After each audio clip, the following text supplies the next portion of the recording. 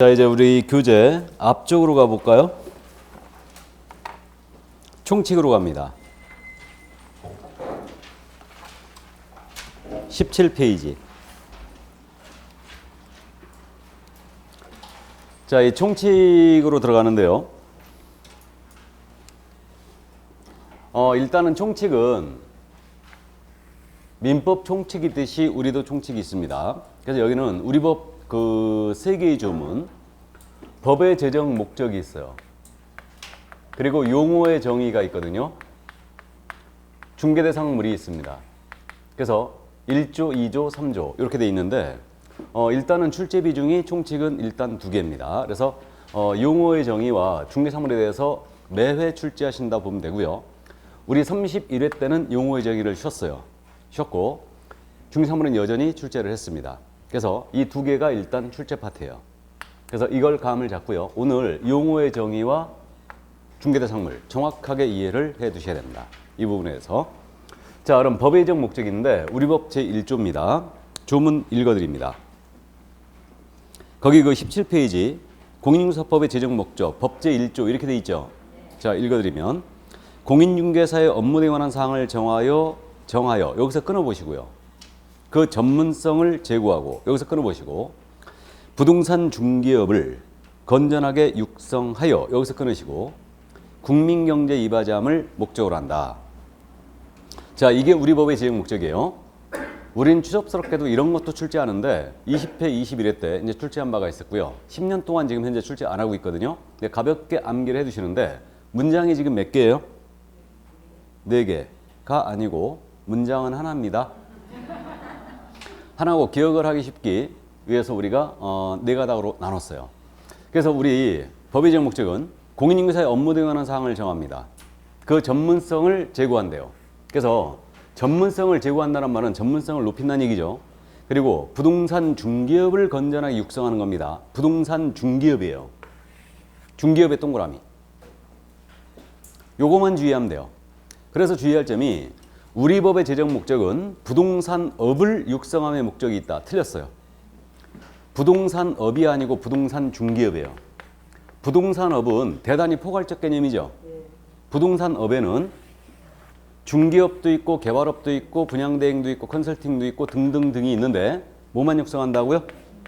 부동산 중개업만을 육성할 목적으로 해요. 부동산업이 아니다. 그리고 국민경제 이바지함을 목적으로 합니다. 그래서 이 정도 감만 잡아두시면 돼요. 그래서 공인중개사 업무 등에 관한 사항을 정한다, 전문성을 제고한다, 국민경제 이바지함을 목적으로 한다. 쉽게 기억을 하고요. 부동산 중개업을 육성한다. 중개업만 주의하면 됩니다. 중개업이지 부동산업이 아니다. 이 정도. 자, 그럼 가볍게 참고해 두시고 이제 본론으로 가서 용어의 정의로 갑니다.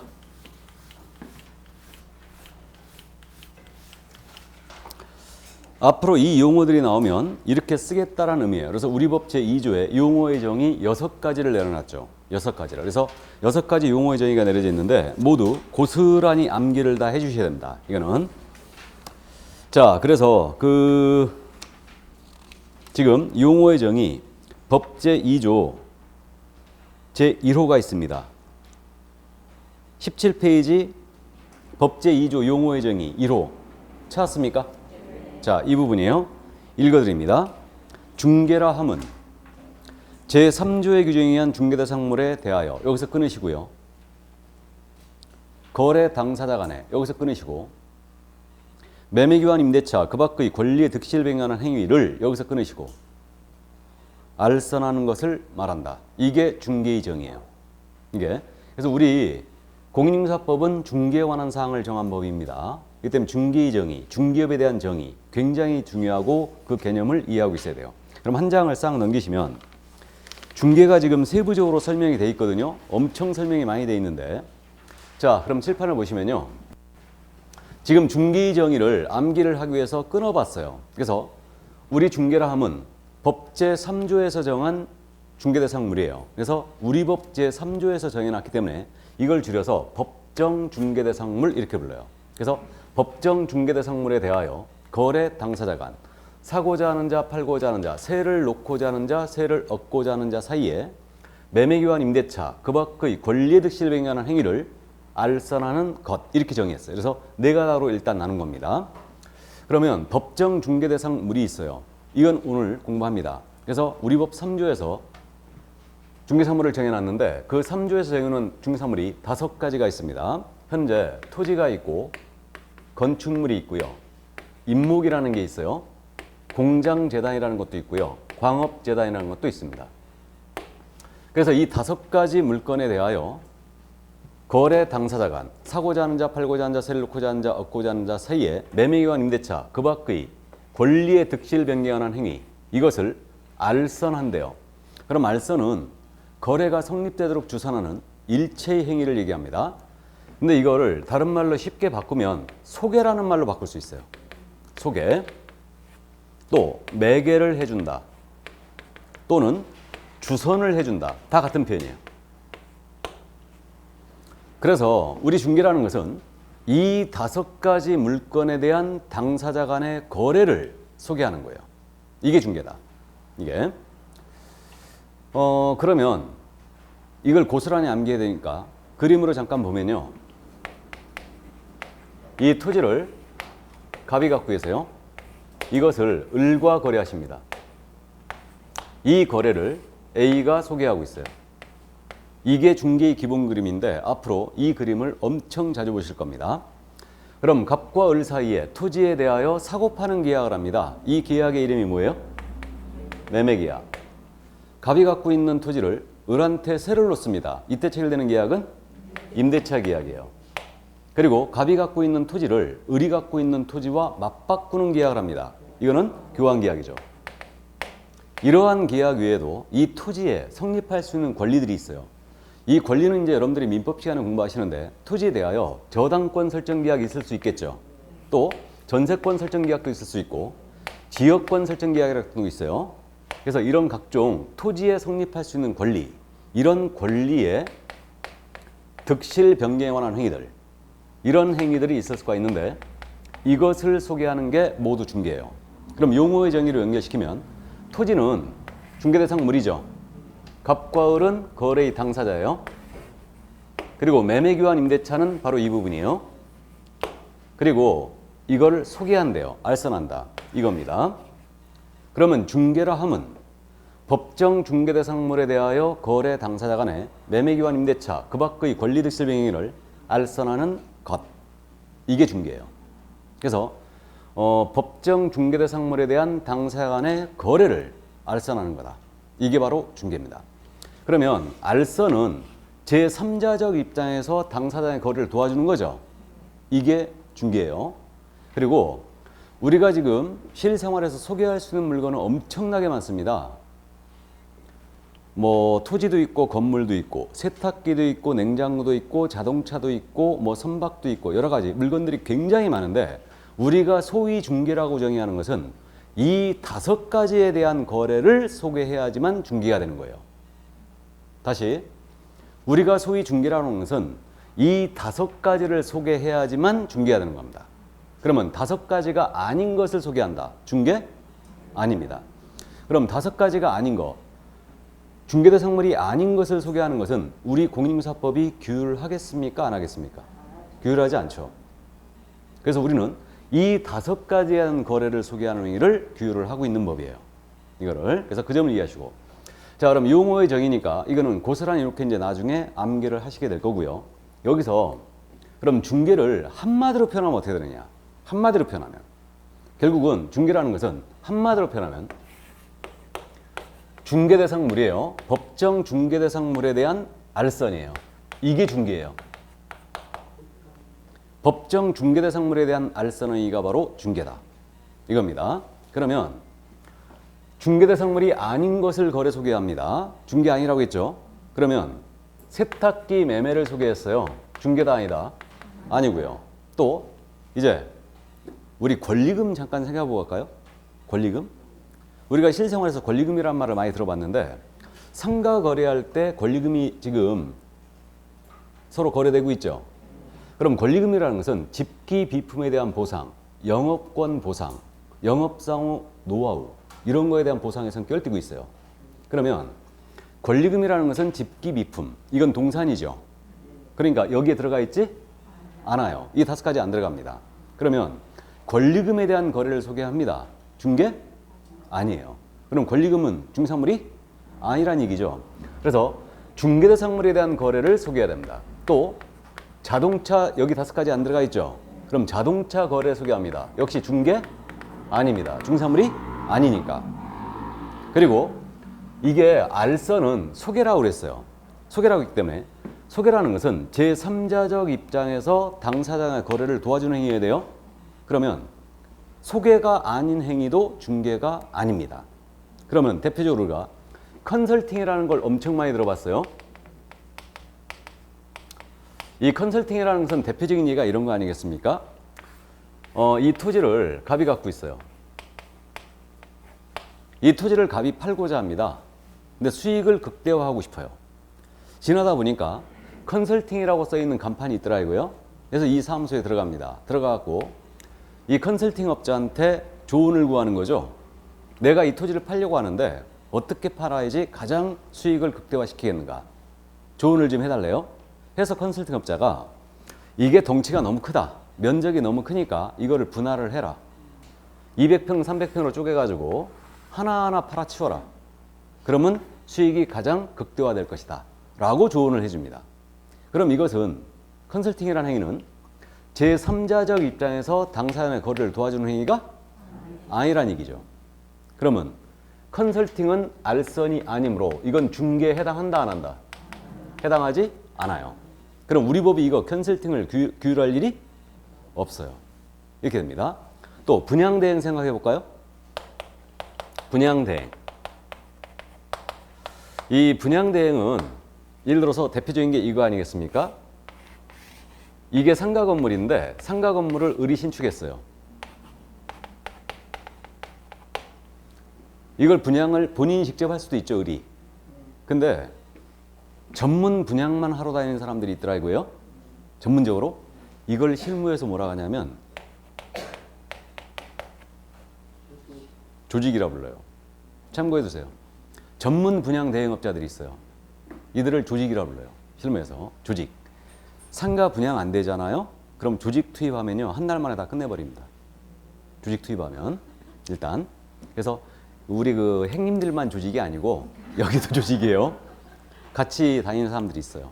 이거 있는데 어쨌든 그래갖고 그저 우리 젊은 친구들 그저 까만 양복에다가 이 포마드가 올백하고 막 다니잖아요. 영업하러 다니잖아 막. 그죠? 휴지 주고 이거. 자, 그래서 분양 대행업자한테 가서 을이 그러는 겁니다. 내 대신 분양을 좀 해달라. 해가지고 이 분양 대행업자가 을을 대신하여 하나하나 다 팔아치워 버립니다. 그럼 이것은 제3자적 입장에서 당사자의 거래를 도와주는 게 아니죠. 소유자 입장에서 대신 팔아주고 있을 뿐이죠. 그럼 분양대행은 소개가 아닙니다. 그러므로 분양대행도 역시 중개다 아니다? 중개 아니다. 오늘 지금 첫 시간이지만 굉장히 중요한 개념 말씀드렸어요. 우리가 소위 중개라고 하는 것은 중개대상물에 대한 소개를 해야 돼요. 그러니까 중개상물이 아닌 것을 소개한 것은 중개가 아니다. 또 소개하는 행위가 아닌 컨설팅이나 분양대행만 했다. 이것도 중개가 아니다. 그럼 우리 공사법에 규율을 할 일이 없어요. 이거는. 없게 되고 다만 주의할 점은 컨설팅을 주된 업무로 하면서 이자가 또 그러는 거예요. 컨설팅 업자한테. 그럼 내 대신 이거 살 사람 좀 소개해달라고 그러는 거예요. 해가지고 이 컨설팅에 부수하여 토지 매매의 알선을 업으로 합니다. 그럼 이건 중개 아니에요? 이건 중개죠. 컨설팅만 했다면 이건 중개가 아니에요. 근데 이것에 부수하여 이 값과 사고자 하는 사람들의 거래를 소개했다. 그럼 이건 중개가 돼요. 그럼 이자가 만약에 등록하지 않았다면 무등록 중개업으로 처벌이 됩니다. 이때는. 분양 대행을 하면서 이 상가 건물의 매매의 알선을 영업으로 했다. 그럼 역시 중개업이 돼요. 부수적으로 하더라도. 그러나 분양 대행만 했다면 이건 중개가 될 수 없습니다. 일단 여기까지. 그래서 이게 중개예요. 그럼 이 정도 감만 잡아두시고요. 지금 우리 교재에는 중개대상물, 중개대상 행위, 중개대상 권리 이 부분에 대해서 아주 상세히 설명이 되어 있는데 이건 어느 정도 이제 민법의 기초가 닦아지면 다음 순환서부터 이 부분을 다룰 수 있어요. 이거는 그래서 이 정도 감만 잡아두시고요. 자, 그 다음에 그 첫 번째 중개에 대한 정의를 다 살펴본 겁니다. 그러면 한 장을 넘기면 중개업이 나오죠. 중개업, 그죠? 중개업이 나오는데 이 중개업은 용어의 정의로 다시 조문을 잠깐 보고 오죠. 다시 17페이지로 가서 맨 밑에 3번이 있죠. 법제 2조 용어의 정의 3호 제3호 중개업이라 함은 찾았어요? 중개업이라 함은 다른 사람의 의뢰에 의하여 여기서 끊어보시고요. 일정한 보수를 받고 여기서 끊어보시고 중개를 업으로 행하는 것. 자, 그러면 중개업 정의는 다른 사람의 의뢰에 의하여 일정한 보수를 받고 중개를 업으로 행하는 것 이랬네요. 자, 그래서 중개업 정의 글자 수가 몇 개예요, 이거는? 글자 수가 3개다. 그러니까 3가지 요소라고 기억합니다. 그럼 중개업이라 하면 다른 사람의 의뢰가 있어야 되죠. 다른 사람의 의뢰가 있어야 돼, 일단. 그리고 일정 보수를 받아야 됩니다. 다음에 중개를 업으로 행하는 것. 이게 바로 중개업이에요. 별로 어려운 점이 없어요. 그러면 다른 사람의 의뢰라는 것은 갑, 을, 쌍방의 의뢰뿐만 아니고 일방으로부터만 의뢰를 받아 중개를 업으로 합니다. 그래도 포함이겠죠. 중개업이 될 수 있어요. 쌍방의 의뢰뿐만 아니고 일방으로부터만 의뢰받아도 이건 중개업이 될 수 있다. 이거. 그럼 다시 교재 뒤로 다시 넘어가서 보시면 돼요.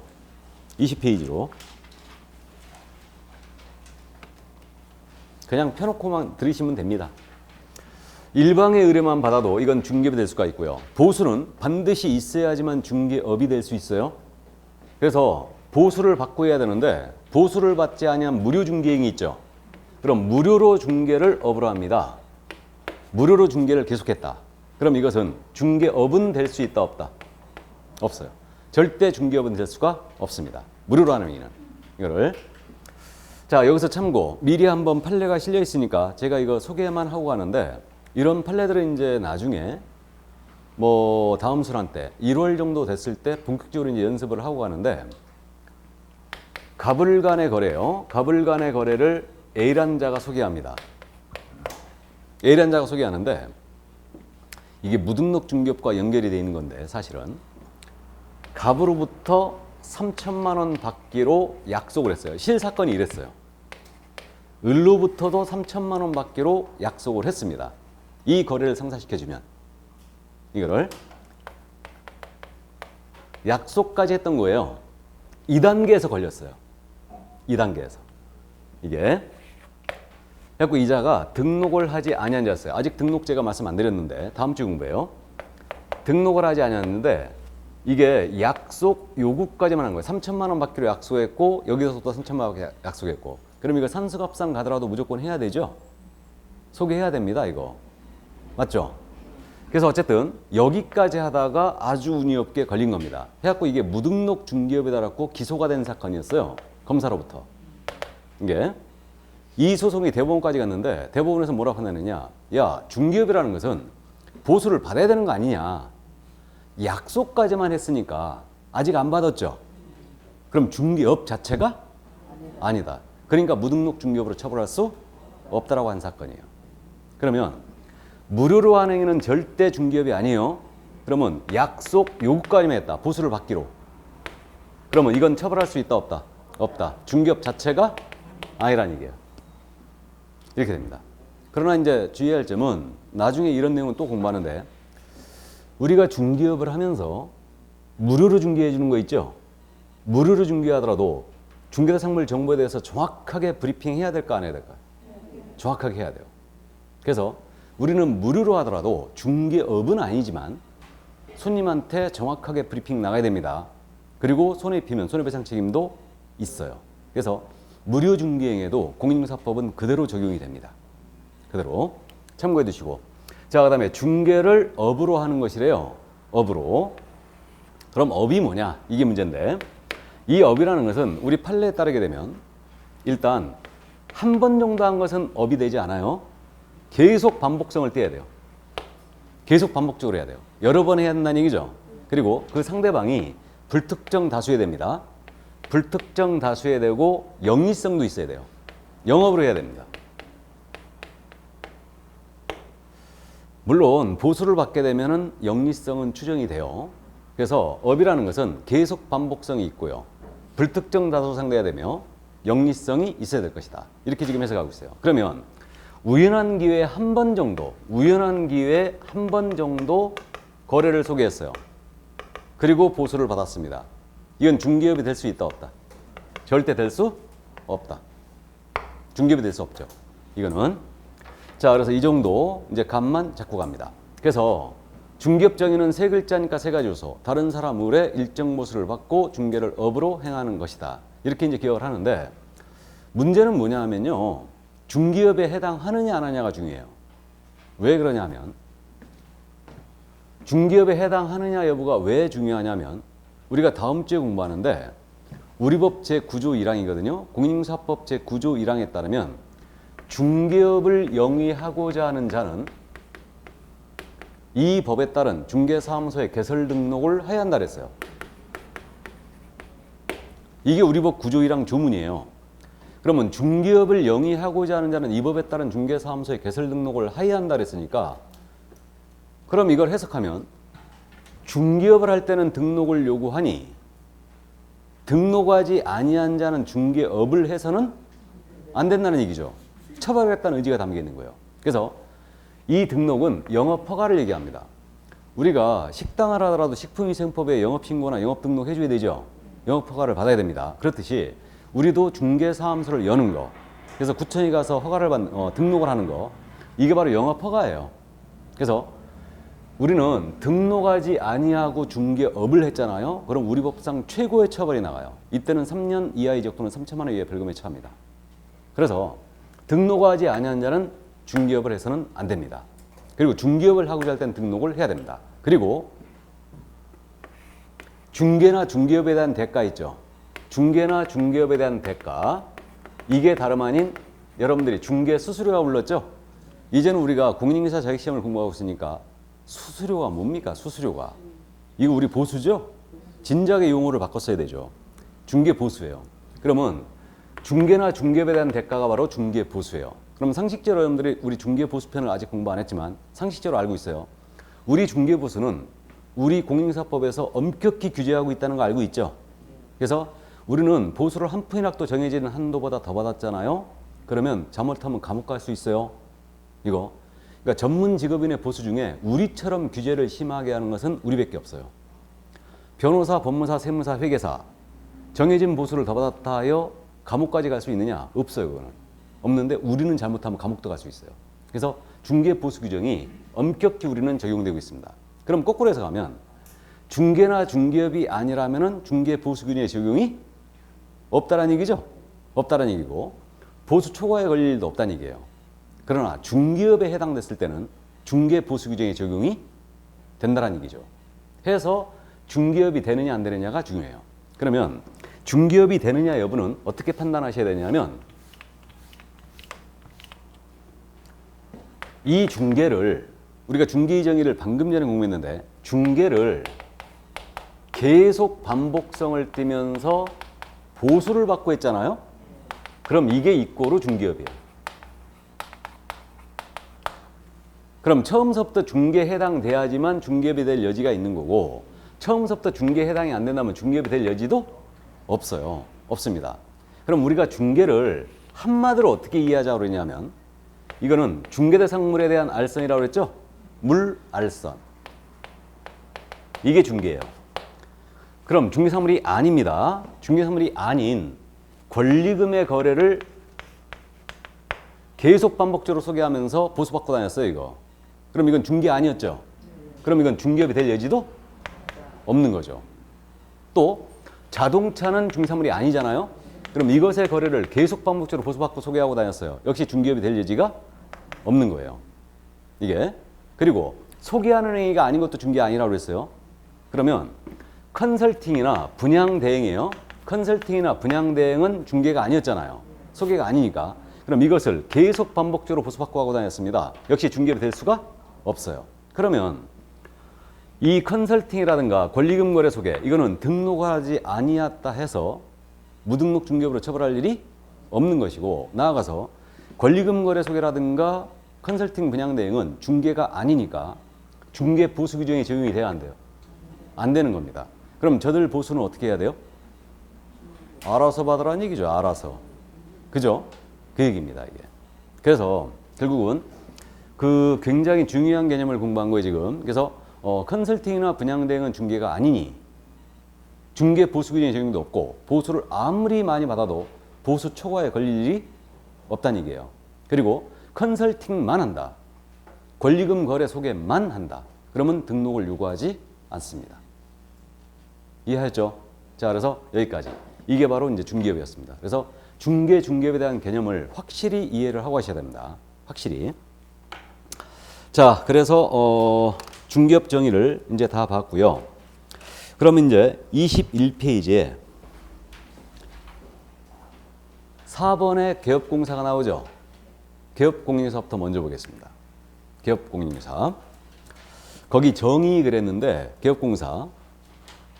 이 법에 의하여 중개사무소에 개설 등록을 한 자를 말한다 그랬죠? 개설 등록의 동그라미예요. 자, 그러면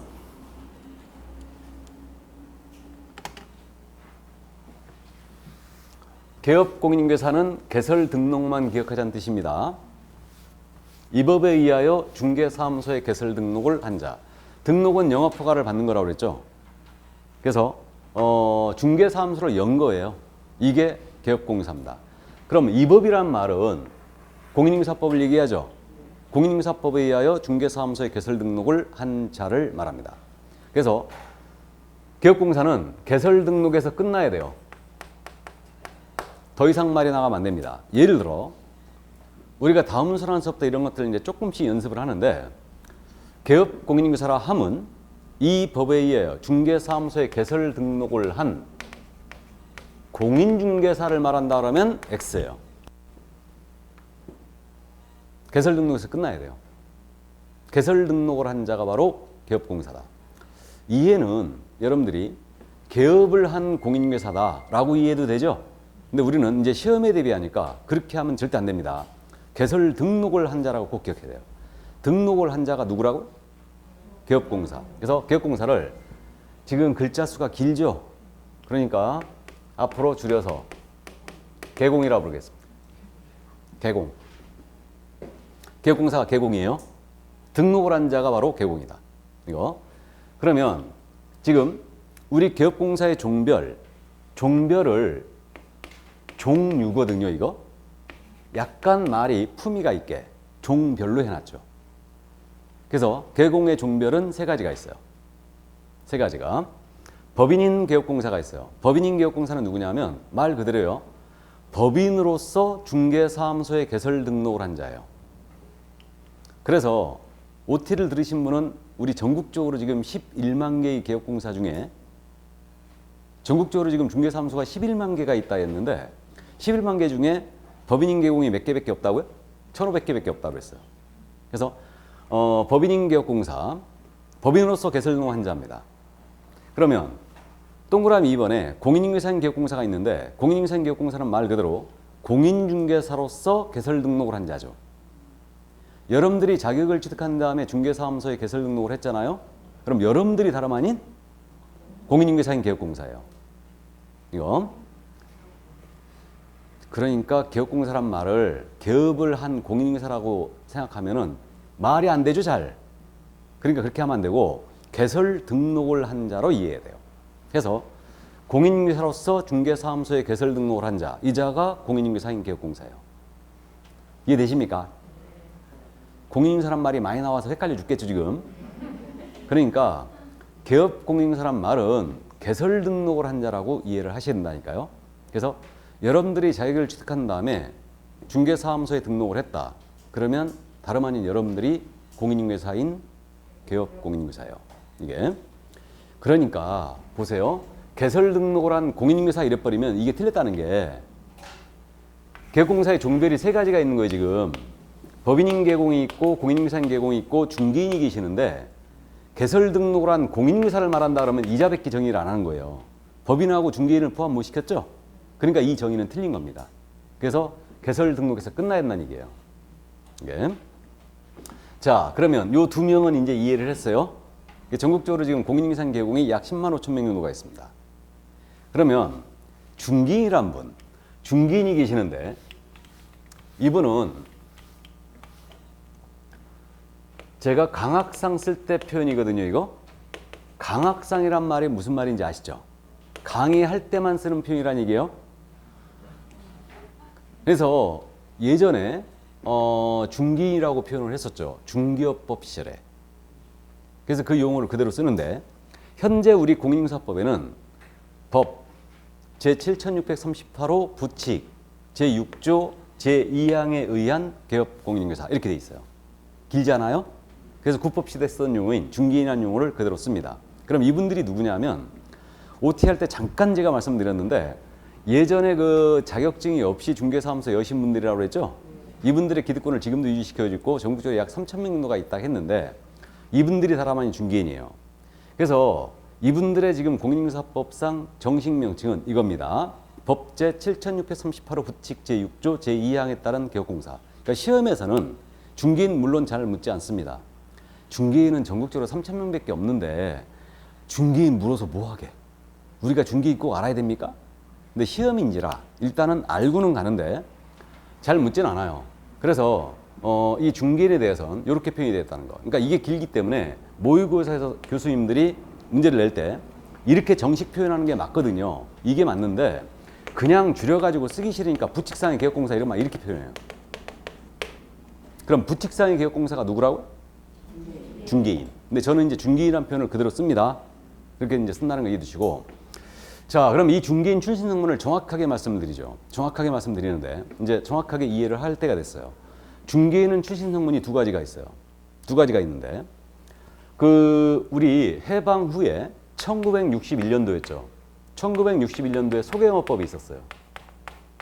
소개영업법이라는 게 있었는데 이때 당시에는요 공인중개사 제도가 없었죠. 해가지고 이때는 누구나 다 시구읍면장이었죠. 시구읍면장한테 신고만 하면 바로 중개업 진입이 가능했어요. 첫 번째 중개인 출신이 이분들이에요. 소개영업법 시절에 신고하고 진입한 분들. 이분들. 이게 1961년은 아주 격동기였습니다. 우리나라. 현대사의 아예 격동기였죠. 1960년에 4.19 혁명이 있었죠. 60년에 있었어요. 예, 60년에 있었고 1961년도에 일이 있었죠. 그렇죠. 5.16 군사구데타가 있었어요. 그때. 그래서 이 61년도는 그래서 5.16 군사구데타가 있었고 62년도부터 경제개발이 시작됐죠. 박정희 대통령이 정권을 잡으면서 경제개발 5개년 계획 이게 이제 시작이 됐는데 우리 경제가 비약적인 발전을 하긴 했죠 그때. 어쨌든 그랬는데 좋아요. 그래서 1961년도는 우리 법제사에서 보게 되면은 굉장히 중요한 시기였죠. 58년, 59년, 60년, 61년 우리나라 대한민국의 근간이 되는 법들이 이때 다 만들어졌어요. 다 만들어졌는데 그래서 우리 중기업에도 소개업법의 탄생을 보게 됩니다. 이거 그래가지고 이때는 신고만 하면 바로 중기업에 진입이 가능했어요. 그랬다가 62년도부터 이제 경제개발이 시작이 됐죠. 그러면서 우리 경제가 비약적인 발전을 하게 됩니다. 그러면서 부동산 가격이 오르기 시작한 거예요. 그래서 이 경제가 발전하면서 어떤 문제가 생기냐면 농촌 인구들이 도시로 집중하는 현상이 벌어진 거예요. 그러면 도시에서는 이들의 잠잘 곳을 마련해 줘야 되죠. 주택을 빨리빨리 지어야 되는데 주택이 쉽게 지어지지는 않습니다. 그러면 수요는 엄청나게 도시에서 주택에 대한 수요가 늘어났는데 공급이 딸린 거죠. 가격이 폭등을 했죠. 이게 부동산 투기였어요. 이게 부동산 투기였습니다. 그래서 72년도 목동을 우리 서울에서는 이제 목동을 개발을 시작을 해서 거기서부터 시작했죠. 목동이 맨 논이었어요, 다. 거기가. 그래갖고 어쨌든 그렇게 이제 시작을 하면서 부동산 투기가 전국적으로 만연을 하게 되는데 여기에 일조했던 분들이 이때 당시 진입한 분들이 일조를 했죠. 그러자 이 법을 개정하는 수준은 도저히 이걸 규제 못하겠다 해갖고 이 법을 폐지하게 돼요. 폐지하면서 1983년도 12월 말이었죠. 이때 부동산 중개업법을 제정해요. 부동산 중개업법을 제정을 하면서 일단 신고제한 폐단을 없앱니다. 폐단을 없애면서 이 진입장벽을 엄청 높여요. 허가제를 도입해요. 중개업 진입을 하기 위해서는 허가를 받아라 하고 진입 이렇게 허가제로 전환을 하게 되면서 이때 공인중개사 제도를 도입을 하죠. 이때 그래가지고 자격시험이 언제 있었다고요? 1985년도 9월 22일 날 1회 자격시험이 있게 됩니다. 1회. 그래서 이때 역대 최고 인원이 합격을 하게 돼요. 합격률도 이때가 최고 높았다고 그랬죠. 그래서 이때 6만 명이라는 인원이 합격을 하게 돼요. 이 기록을 아직도 못 깨고 있어요. 이 기록을. 그래서 6만 명이 합격을 했습니다. 그럼 이분들이 지금 우리 역사상 처음으로 전문 자격증이 탄생했죠. 중개업에 대한 전문 자격증이 탄생했으니까 이분들에 대한 특혜를 줘야 됩니다. 그래가지고 중개업법 개정하게 되는데 그게 1차 개정이었어요. 그래서 중개업법 1차 개정이 언제 있었냐면 정확히 6년 뒤였죠. 법 제정 후 6년 뒤. 그래서 1989년도 12월 30일 날 12월 말에 중개업법 1차 개정을 하면서 어떤 내용이 들어왔냐면요. 이제 공인중개사의 하나요. 공인중개사의 하나여 중개업에 허가를 해주겠다 이렇게 한 거예요. 그럼 결국은 1984년도 4월 1일서부터 중개업법이 시행됐는데 중개업법 시행 후 1차 개정이 있을 때까지는 자격증이 없다 하더라도 이거 허가받으면 중개업 진입이 가능했죠. 두 번째 중개인이 바로 이분들이에요. 이분들입니다. 그러니까 중개인 추진성분이 두 가지가 있다는 게 바로 이 얘기예요. 소개업법 시절에 신고하고 되신 분들, 중개업법 제정 후 1차 개정이 있을 때까지 허가받고 되신 분들이 있어요. 이분들이. 그래서 이제 여기까지 있는데 그러면 1990년부터는 더 이상 중개인이 탄생이 안 됐다는 얘기죠. 그러니까 90년 12월 말이었으니까 90년 1월 1일서부터는 더 이상 자격증이 없으면 절대 중개업 진입을 못하게 됩니다. 그래서 허가를 안 해주는 거죠. 이게. 근데 현재 우리는 허가제로 운영되는 게 아니죠. 뭐라고요? 등록제. 등록제로 전환하는 건 언제였느냐? 등록제. 등록제 전환하는 것은 이 중개업법 7차 개정이었어요.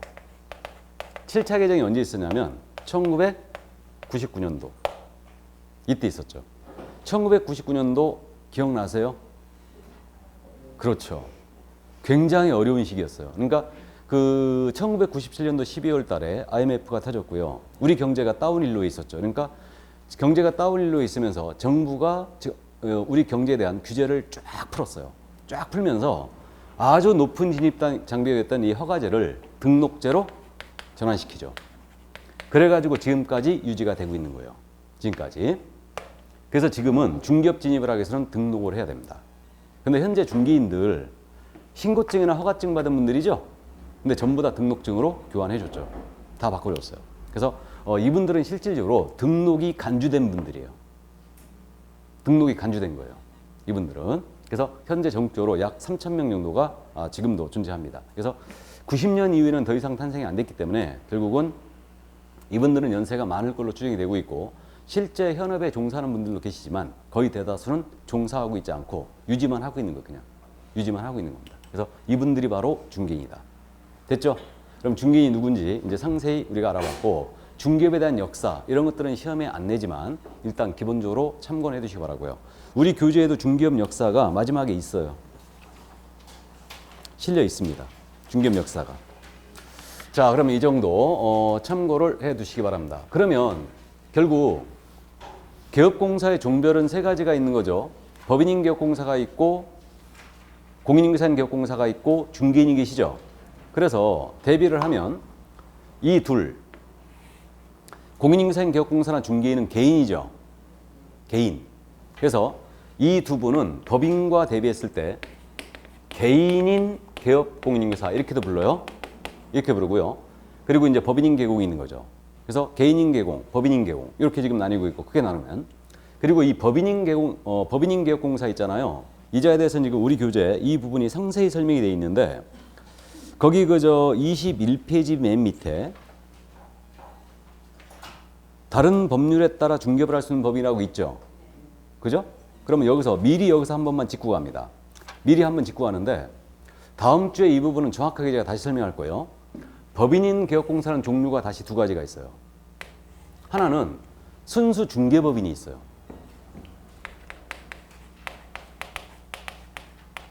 순수 중개법인이 뭐냐면 우리 법이 정해놓은 법인의 요건이 있거든요. 법인의 요건. 중개법인이 되기 위해서는 뭐 법정 업무만 영위할 목적으로 설정된 자본 5천만 원 이상의 상법상 회사 또는 협동조합으로서 대표자는 공인중개사야 되고 대표자를 제외한 임원 사원인자의 3분의 1 이상 공시해야 되고 뭐 이런 게 있어요. 이런 게 있는 다음 주 공부합니다. 그러면 그 요건을 그대로 맞추어 등록한 법인들이 있죠. 이게 순수 중개법인이라고 해요. 그리고 지금 다른 법률에 따라 중개업을 할 수 있는 법인이라고 나왔죠. 지금 이걸 줄여서 뭐라 하냐면 강학상 특수법인이라고 불러요. 특수법인. 이 특수법인이라는 표현도 우리가 강학상 쓰는 표현이에요. 강의할 때 이제 이렇게 이제 쓰는 표현이고요. 우리 공인중개사법에는 특수법인이 뭐라 표현되어 있냐면 이자가 다른 법률에 따라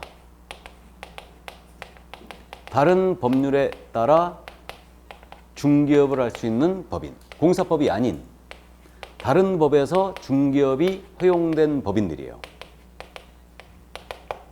대표적인 게 지역농협이에요. 대표적인 게. 지역농협은 중개업을 할 수 있어요. 지역농협 들어보셨죠?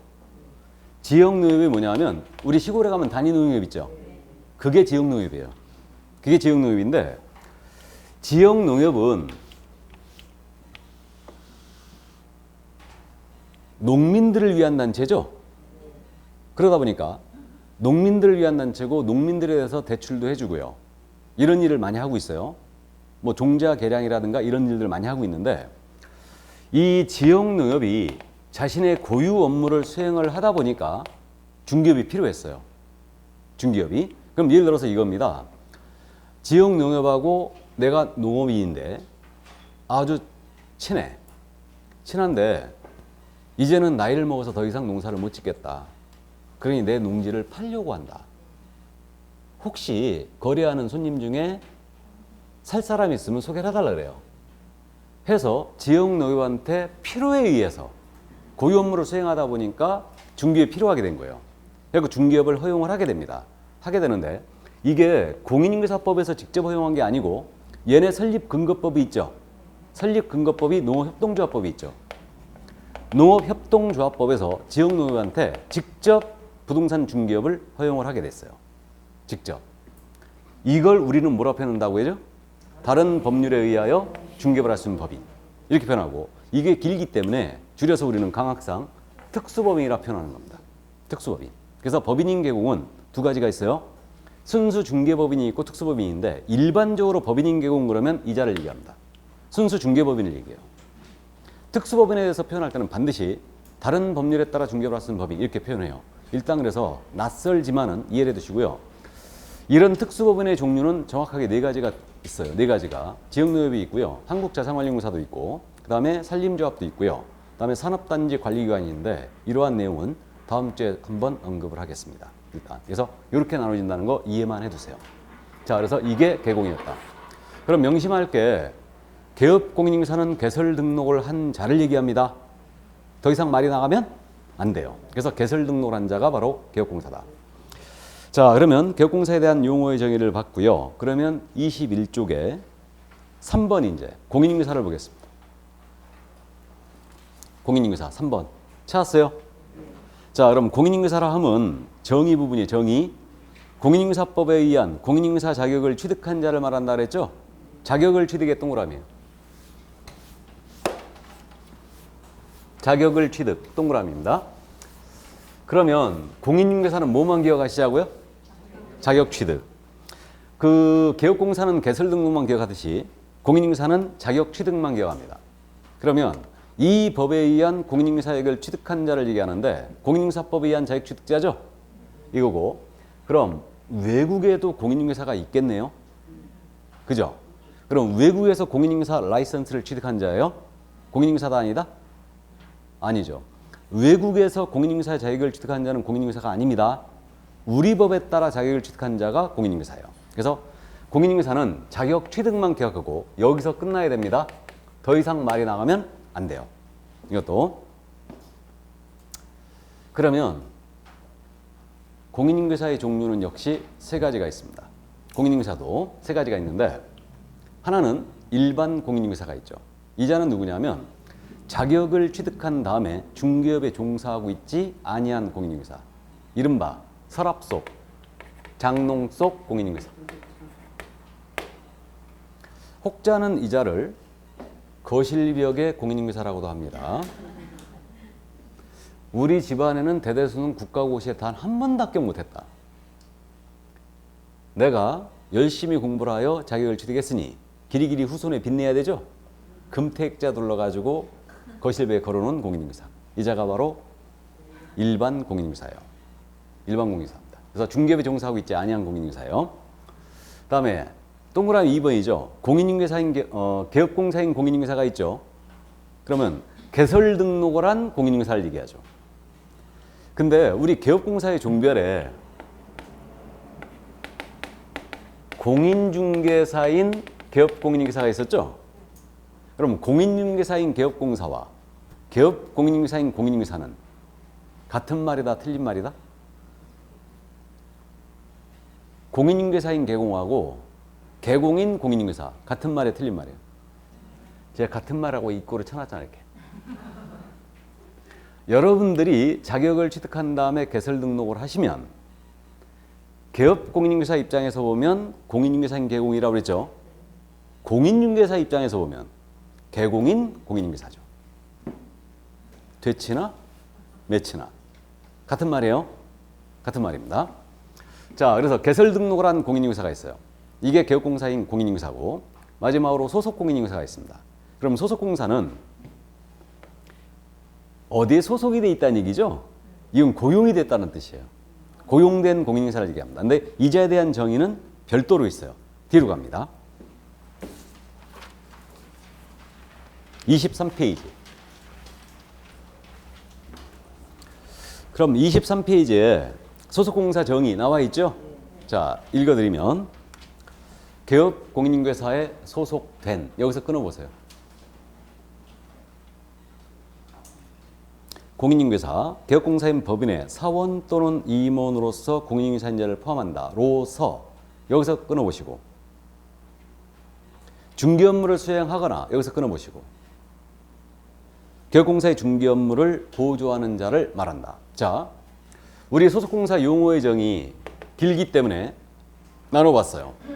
일단은 소속공사 용어의 정의는 나중에 그렇게 할 거예요. 말 그대로 기억한다. 말 그대로. 개업공사에 소속이 된 공인중개사로서 과로는 일단 무시하고 임원 사원으로서 공인중개사를 포함한다 이랬는데 무시하고 중개 업무를 수행을 하거나 개업공사의 중개 업무를 보조하는 자를 말한다 이랬어요. 뭐 크게 어렵지 않습니다. 고용이 된 공인중개사로서 중개 업무 수행하거나 보조하는 자 이러는 거예요. 용어의 정의가. 그러면 다른 말은 다 이해가 됐습니다. 중개 업무를 보조한다는 말은 현장 안내한다든가 등기상 증명서를 떼본다든가 쉽게 이해가 됐죠. 그럼 중개 업무를 수행하거나 이 말이 들어가 있는데 이게 과연 뭘까? 이게 이제 문제인데 미리 여기서 한번 짚고 갑니다. 그러면 중개에 대한 기본 그림이 이거였죠. 이 토지에 대하여 갑을 간의 거래를 A가 소개하는 거예요. 갑이 토지를 팔아달라고 개업공사 A한테 중개 의뢰를 합니다. 그럼 이 A의 업무 활동을 따져보면 팔아달라고 의뢰받았어요. 의뢰받으면 토지에 대한 정보를 기본적으로 알아야 되죠. 그러면 각종 공부를 떼봐야 되죠. 등기상 증명서, 토지장, 지적도, 임야도, 토지이용계 확인서, 부동산 종합증명서 다 떼봅니다. 그리고 현장 가서 봐야 되죠. 다 확인했어요. 그래서 물건을 확인한 다음에 이것을 을이 취득을 하고자 해요. 토지를 구해달래요. 그래서 이 토지를 을한테 이 토지에 대한 정보에 대하여 브리핑을 해줘야 되죠. 그럼 중개대상물의 정보에 대하여 손님에게 브리핑을 해주는 업무. 이걸 뭐라고 하냐면 확인 설명이라고 해요. 확인 설명. 브리핑 쭉 했거든요. 그랬더니 현장 보재요. 그래갖고 현장 보여줬어요. 모시고 현장 안내했습니다.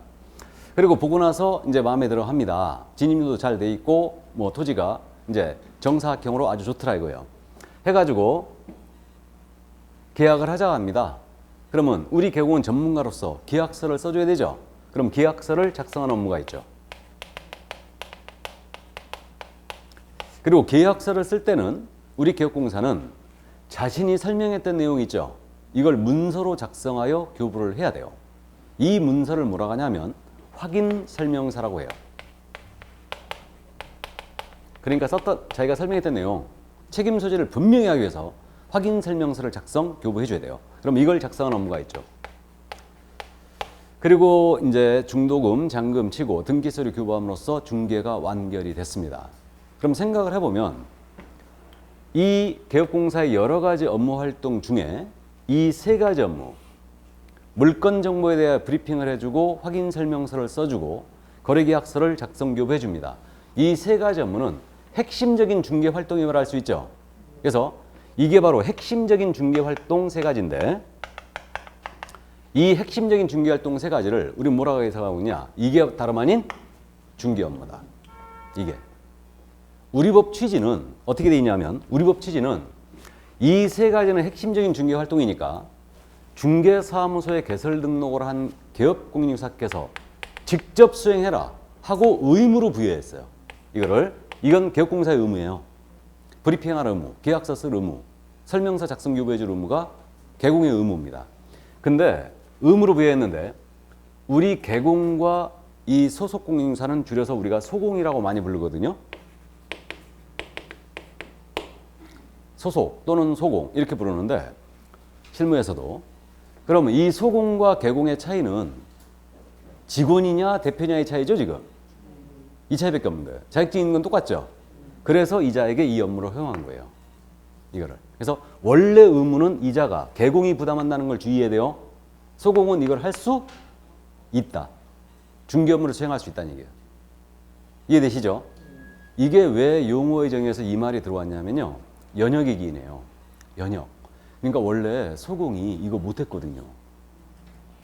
말이 굉장히 많았어요. 그래가지고 이걸 법에서 풀어준 거예요. 지금 용어의 정의에서. 그래서 이걸 소공은 수행할 수 있는 겁니다. 이거를. 그래서 이게 바로 중개 업무다. 이 정도 이해해 주시고.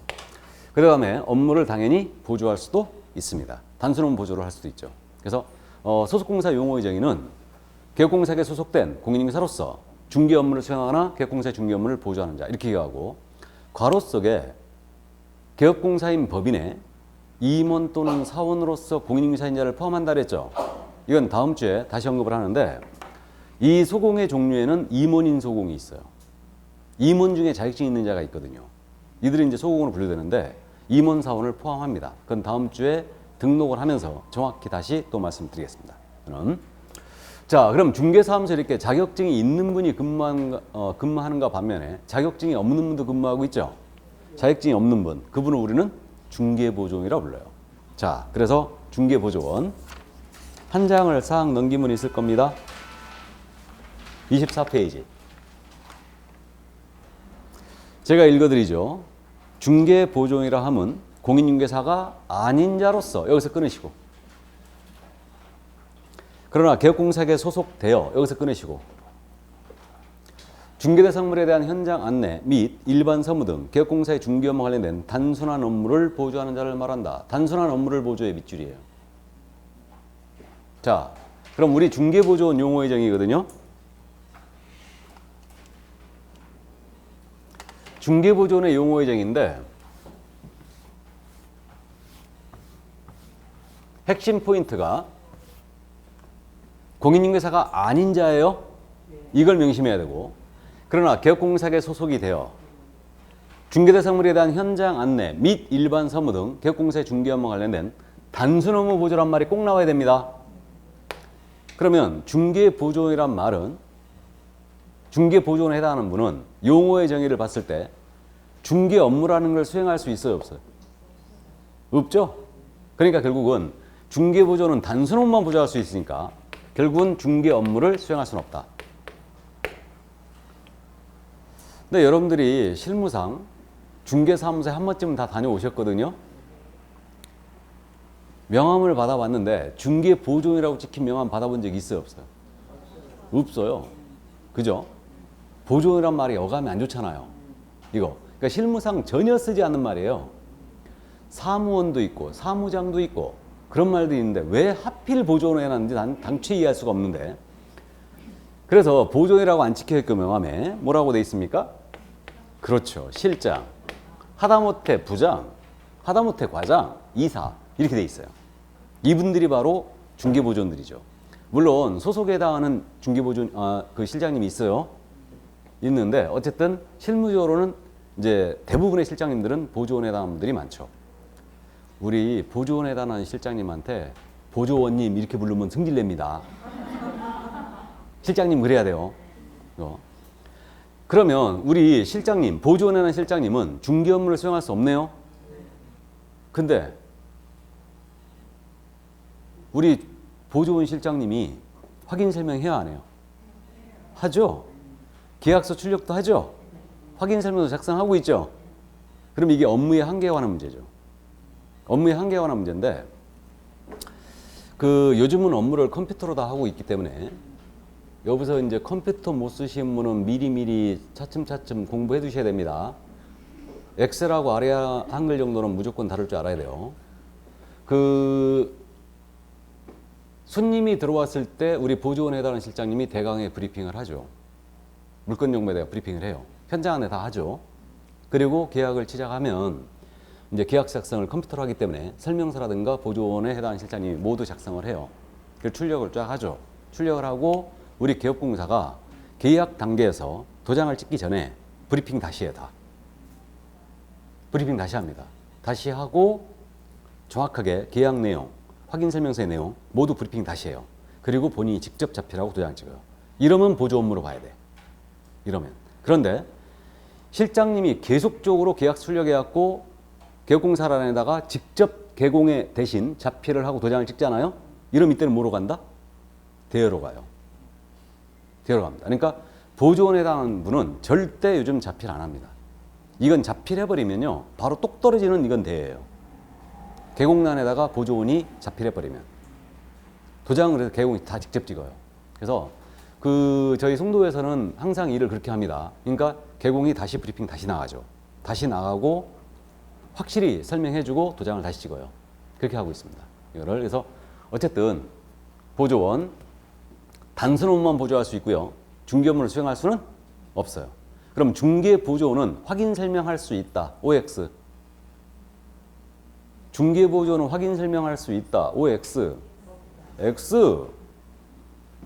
우리는 시험을 지금 대비하고 있는 거죠. 실무를 생각하면 절대 안 됩니다. 그래서 우리 중개사법 있잖아요. 실무하신 분이 오셔갖고 들으면 엄청 이거 헷갈려 합니다. 우린 시험에 대비하니까 보조원은 확인 설명할 수 없다. 근데 소공은 할 수 있다. 이해하셨죠? 중개보조는 거래계약서를 작성해서는 아니 된다. 맞습니까? 예, 작성해서는 안 됩니다. 개공이 작성해야 되죠. 이렇게 되고요. 그럼 이 두 분은 우리 개업공인중개사가 고용한 분들이죠. 그래서 이 두 분을 통칭하여 뭐라고 부를 거냐면 고용인이라고 부를 거예요. 고용인. 이 두 분을 통칭하여 고용인. 그래서 고용인 하면 소속공사와 중개보조원을 얘기합니다. 그리고 또 중개보조원을 여러분들이 헷갈려하면 안 돼요. 중개보조원하고 중개인을 헷갈리면 안 됩니다. 중개인 들으면 엄청 기분 나빠할 일이죠. 중개인은 개공 중에 한 명이에요. 보조원은 단순 업무만 보조하는 직원일 뿐이죠. 그래서 어쨌든 이 둘을 고용인이라 통칭하고 있죠. 소속공사와 중개보조는. 자, 그래서 용어의 정의 6명을 6가지를 다 봤는데 중개사무소 인적 구성은 그럼 어떻게 되느냐? 이건 중개사무소 인적 구성 참고사항인데 중개사무소의 인적 구성은 이게 중개사무소예요. 이런 건 교재 없어요. 그냥 참고하시는데 중개사무소의 지금 인적 구성이 여기 자격증을 거신 분이 있어요. 대표가 있습니다. 자격증을 걸었어요. 이분은 우리는 뭐라 부르는 거예요 지금? 개업공인중개사. 그죠? 자격증을 걸었고 대표죠. 그럼 이분이 바로 개설등록 한 분 아니에요. 그러니까 이분이 개업공인중개사. 그죠? 다음 직원이 계시는데 갑이에요. 근데 이분이 자격증이 있대요. 이분은 우리 뭐라고 불렀어요? 소속공인중개사. 소공이죠. 그 다음에 을이 있는데 을이 역시 직원이에요. 근데 자격증이 없어요. 이분은 중개보조원. 실장님 그러면 안 되고 우리 이제 중개보조원이라고 부르는 거예요. 중개보조원. 만약에 이게 법인이었잖아요. 법인의 중개사무소였다. 그럼 여기에 임원사원이란 분이 계시죠? 이렇게 돼요. 그래서 이게 중개사무소의 인적 구성이고 다음 주에 이 부분이 언급이 될 건데 그럼 중개업에 종사하는 자 전체가 다 나왔죠. 개공, 소공, 보조원, 임원사원이 나왔죠. 이들을 통칭하여 뭐라고 그러냐면 개업, 공인중개사 등이라 표현할 거예요. 개공 등이다. 개공 등이란 말이 우리 공사법에서 5번이 나오는데 개공 등이란 표현은 개업공인사 외에 일반인 포함 등등등 이런 뜻이 아니고 개업공인사 등이란 표현은 개업공사, 소속공사, 중개보조원, 법인의 임원사원을 얘기한다. 중개업 종사자 전체를 얘기해요. 중개업에 종사하는 자 전체. 이게 개공 등이란 표현이에요. 용어니까 일단 이해만 해두세요. 다음 주에 나올 겁니다. 그래서 여기까지. 자, 그래서 중개사무소의 구성까지 다 봤어요. 그러면 마지막으로 중개업을 할 수 있는 자는 개공이에요? 공인중개사예요? 중개업을 할 수 있는 자. 중개업을 할 수 있는 자는 개업 공인중개사입니까? 공인중개사입니까? 개공이죠. 개공이죠. 공인중개사가 중개업하면 안 되죠. 그죠? 중개업을 영위하고자 하는 자는 이 법에 따른 개설 등록하라고 그랬죠. 개설 등록을 한 자가 누구라고요? 개공. 그러니까 개공이 중개업을 할 수 있는 것이지 공인중개사가 할 수 있는 것은 아니에요. 우리 법은 공인중개사와 개업공사를 완전히 달리했습니다. 용어를 구분하세요. 그러니까 개업공인중개사와 공인중개사는 완전히 틀린 말이다. 그러니까 공인중개사는 자격 취득자를 얘기하고 개업공사는 개설 등록을 한 자를 얘기해요. 그래서 개설 등록을 한 자인 개업공인중개사가 중개업을 할 수 있는 것이지 공인중개사가 할 수 있는 게 아니에요. 여러분들이 자격을 취득한 다음에 등록도 하지 않은 채 중개업을 했잖아요. 무등록 중개업으로 처벌받아요. 3년 이하의 징역입니다. 이게. 그래서 일단 그 정도. 그래서 우리가 자격을 취득하는 주된 이유는 등록을 하기 위함이에요. 그 이유는. 그래서 일단 그 정도 이해를 해두시고요. 중개인과 중개보조원은 헷갈리면 안 된다고 그랬죠. 그래서 제가 중개인이라는 표현을 저는 강의할 때 쭉 쓰는데 이거는 다른 법률에 이거는 법제 7638호 부칙 제6조 제2항에 따른 개업공사. 그러니까 부칙 규정에 의한 개업공사. 그렇게 이해하시면 돼요. 국법시대 진입을 허용한 분들, 그분들의 기득권이 지금도 유지되고 있다. 그 정도 이제 이해를 해두시기 바랍니다. 자, 그럼 여기까지 하고 좀 쉬었다가 중개대상물의 범위를 나가겠습니다. 잠시 쉬죠.